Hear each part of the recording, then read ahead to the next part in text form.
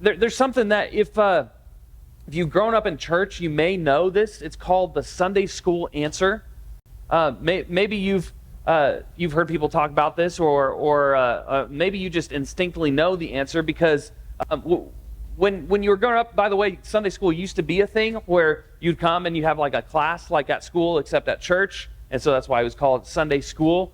And so you talk about all kinds of stuff, but anytime there's a question asked, how do you overcome temptation? Or anybody remember what happened to Paul? How do you solve this problem? Or maybe what's the answer to all life? And the answer was always Jesus, right? No matter what the question was asked from the front, the answer was Jesus. That was a Sunday school answer.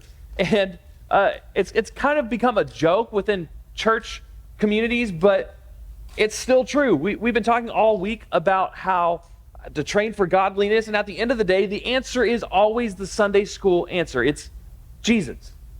How do you become godly? It's Jesus. How do you give up your way of life before a life of temptation? How do you overcome that? Jesus. How do you become the person you're supposed to be and follow the will of God? Well, it's by following Jesus. Jesus is the answer. And we brush over that a lot of the time. Typically, there's two types of people that deal with different tensions when it comes to this. There's people like JT who are far from God and who maybe hear that Sunday school answer and go, man, I don't know what I'm supposed to do with that, right? That doesn't seem relevant to me. And then there's typically another kind of person, and that's the person who maybe grew up in church and heard the Sunday school answer a lot growing up, and it doesn't really, it doesn't have any meaning for you anymore. You've heard it so many times, you've got none to it, right? Some people get it. Most people fall into those other two categories, right? In both situations, it takes an immense amount of discipline and endurance to stick with it. Just like anything, right? If you don't stick with your training, you won't reach any destination. Right? This is true in anything. Think in sports, think the Ninja Warrior course we've been doing. If you don't stick with it, you won't reach your final destination or your goal. You got to stick through all the obstacles to get to the end. You got to stick with it on the team, kind of like I talked about the other day. Think about school. If you want to graduate someday, you got to stick with it. You got to keep doing your homework. You got to keep showing up. Think about music. If you're learning an instrument, you're never going to get good enough to play in front of people or to play stuff that you enjoy if you don't stick with it and put in the hours and the practice and the work and grow the calluses on your fingers and all that kind of stuff. You got to stick with it. The same is true when it comes to our faith. There are spiritual disciplines, is what they're called, right? Spending time in God's word and prayer and worship and with God's community and fasting and all the stuff that we've been talking about all week. They train you for godliness, and you have to stick with it if you want to reach your final destination, if you want to reach the goal. No matter what it is for you that you want to accomplish, you have to build endurance. You have to endure through the pain. Sally up or Sally down, you got to stick with it and endure the pain. The pain will make you stronger, but the pain's not fun. And most of us avoid pain at all costs, and therefore we never get the true benefits of the Christian life or many other things in our life. We have to be able to build endurance in our life in order to accomplish the things that we want to accomplish. And it's especially true when it comes to our faith journeys. So we've been in a verse all week. Who remembers the verse this week? I saw your hand first. Come on up. All right. The verse comes from where? Do you remember the reference? 1 Timothy 4, 7 and 8. You want to give it a try? Have nothing to do with godless myths and old wives' tales. Rather, train yourself to be godly. For physical training is of some value. Godliness has value for all things, holding promise for both the present life and the life to come. Perfect. Good job. All right, guys. Do I have any guys that can do it? I saw your hand first. Come on up. Each day I'm going to ask a different person, so keep working on it. All right. 1 Timothy 4, 7 and 8. Have nothing to do with godless myths and old wives' tales. Rather, train yourself to be godly.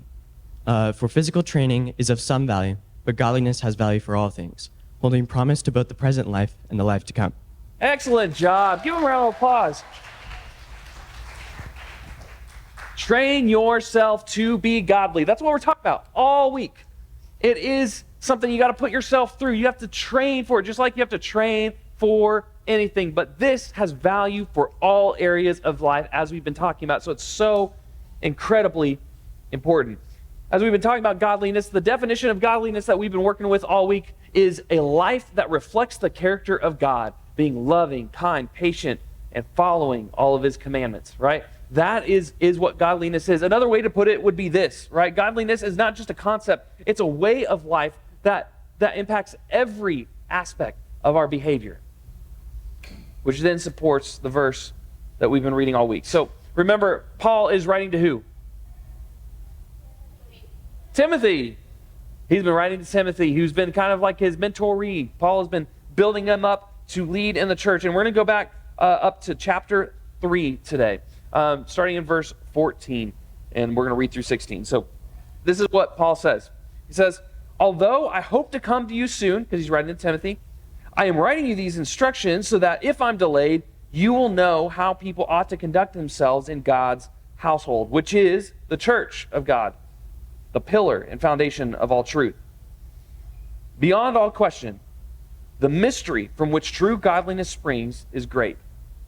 He appeared in the flesh, was vindicated by the Spirit, was seen by angels, was preached among the nations, was believed on in the world, and was taken up in glory.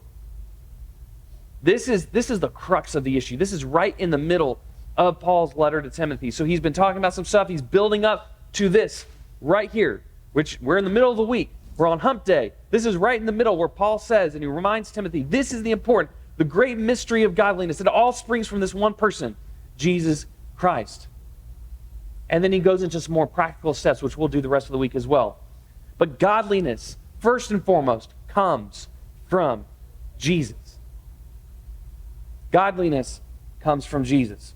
And so if we're going to walk through this just verse by verse and kind of section by section here, if godliness comes from Jesus, then what does that mean for us today? He gives Timothy two things. He says, one, to conduct yourself in a way that is honorable of the godliness that comes from Jesus. So there has to be good conduct in God's household, which is what? Do you guys remember from the verse?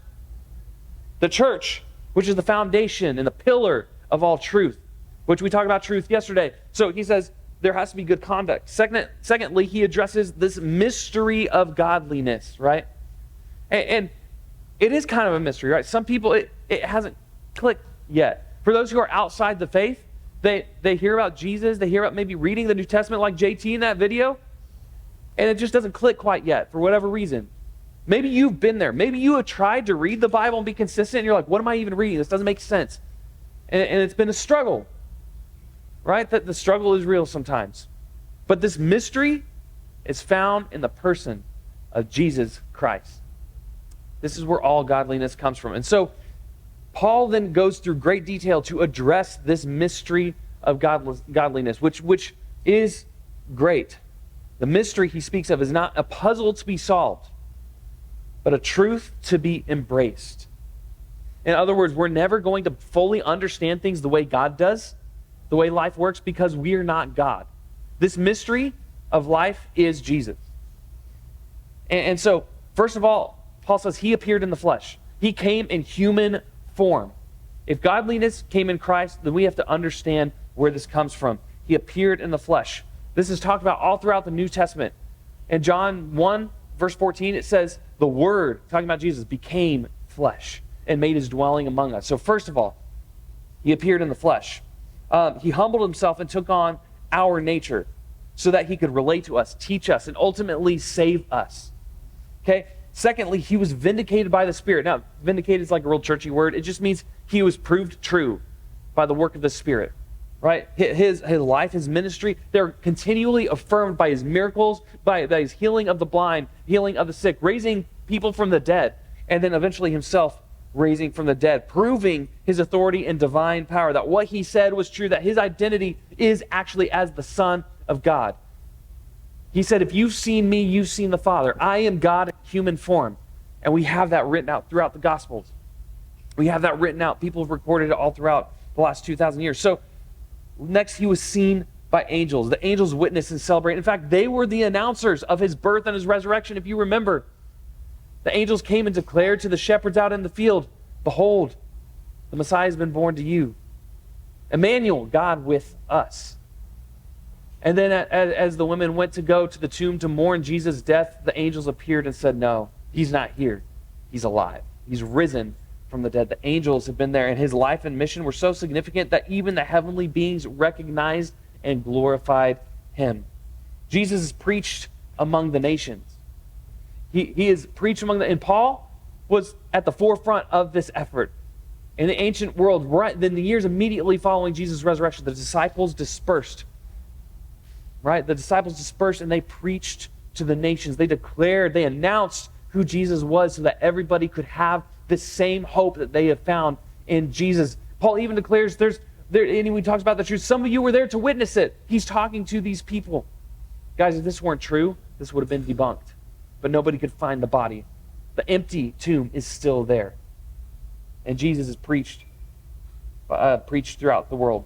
Right? He's believed in throughout the world. True godliness is expressed in faith. People from all walks of life have put their trust in Jesus Christ. They put their they put their faith in him to believe that he is who he says he is. And they've experienced the life-changing power that comes through faith in Jesus. By believing in him, we enter into a relationship with God. We enter into this relationship and we experience transformation into godliness. Our lives reflect our belief. And his Spirit is the one that does that. And lastly, he's taken up in glory. He ascended into heaven, returning to the glory from which he came, and he's going to come back again. The final revelation emphasizes this exalted position that Jesus had, that he's not only human, but he is God. And he's worthy of all our honor and our worship. Godliness comes from Jesus. If we want to train ourselves to be godly, then check this out. We've got to do our part and train for it. But we also have to humble ourselves and recognize that it is not a work that we can do in ourselves alone. If we try to do it all ourselves by our behavior, we will fall short, we will lose willpower, we will give up, and we will cease to have the transformational power that can only be found in Jesus. There are two parts of this coin. We have to train ourselves, but we also have to recognize that it is God who transforms us. It is him who changes us. It is his work that is in us, and it's in our weakness that he is made strong. JT talked about in his testimony how his passions, his desires for worldly things, they just started to fade away. We're going to talk about that more in just a second. Godliness comes from Jesus. So first, what I want to implore you guys to do this week, if you have not done it yet, seek a relationship with Jesus. Make him your Lord and Savior. Give your life to him in baptism. If you want to train yourself for godliness, you have to fully submit and surrender your life to him above all else. If you've been walking with him for a while, if you've given your life to him, but maybe you've strayed a little bit, maybe you don't feel the passion that maybe you once felt, or maybe you felt obligated to give your life to him because of the family you come from or because you've grown up in church, whatever it is for you, seek him out every day. It's a daily thing. When we cease to do it, just like when we cease to eat food, we start to lose strength. We start to become malnutrition. We start to fade away. Each day, you have to actively seek out your relationship with God. How many of you got a best friend in the room with you today? Maybe you've got a best friend that's not in the room with you today, but you got someone you're close with. Would you continue to be friends with them if 3 years went by and you didn't speak to each other? No. It takes work. You're friends because you spend time together. You have conversations together. You do things together. So seek out a relationship with Jesus every single day. Secondly, follow Jesus' example. If you don't know where to start, go to the book of John. Go to that gospel. Read through it. Read through how the Word became flesh, made his dwelling among us. And he every day sacrificed his own desires. He took up his cross metaphorically before he did it literally. And he served those around him. He got his hands and his knees and washed people's feet. He hung out with the people everybody else rejected because they were unclean. Jesus set the ultimate example of what it means to be godly. So follow his example. Study what he did. Spend time with him. And follow in his footsteps. Number 3, rely on the Spirit. Because you cannot do it alone. You will need the people around you, but you will need God's Spirit living inside of you. And you can choose to ignore him. You can choose to ignore the Spirit and do your own thing. Plenty of people do it every single day. People who claim to be Christians, but don't live like they follow Jesus. Or you can lean into the Spirit who is guiding you, who's giving you wisdom beyond your years, who's giving you what you need to overcome any obstacle in your life. Rely on that Spirit living inside of you. God's gift to you. His presence in your temple. So seek out that relationship with Jesus. Follow in his footsteps every single day and depend on, for nourishment, God's Spirit living inside of you. If you've not given your life to him, if you've not accepted his Spirit, if you've not accepted Jesus into your life, even if you don't know what that looks like on a practical level every day, if you know you need to make the decision to give your life to Jesus, you will not train yourself well enough to be godly until you fully submit every part of your life to him. And then you will reap the benefit of godliness in every aspect of your life. So give your life to Jesus. I encourage you, go and talk to your small group leaders today. Go talk to me. Come talk to somebody. Figure it out. We'll answer questions. We'll sit with you. We won't have answers for everything, but we know this. You will not get anywhere in life without God. Even JT, who had overcome everything, accomplished all his dreams, living his best life, couldn't shake the feeling that he had no peace because he hadn't surrendered his life to God. So that's first and foremost. And a little bonus tip of application. JT talked about this a little bit in his testimony. He talks about it in his programming. But this is absolutely true. You have to practice the law of replacement. If you want to get away from temptation, you have to put up healthy boundaries. If you are on your phone doing stuff you shouldn't be late at night, remove the temptation. Take it out of your room. Put it in your parents' room maybe. Say, I'm going to charge this in here tonight. Leave it out on the kitchen table to charge. And then you have to replace that with something. Just like JT replaced his weekend activities with going to church, you also have to replace your vices with something that will add fruit and bear fruit in your life.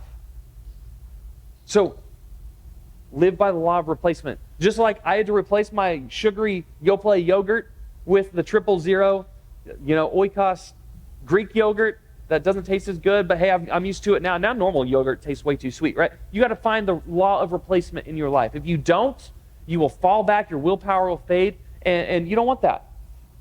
So replace the things you don't want to live out in your life with the things that you do, and you will find success.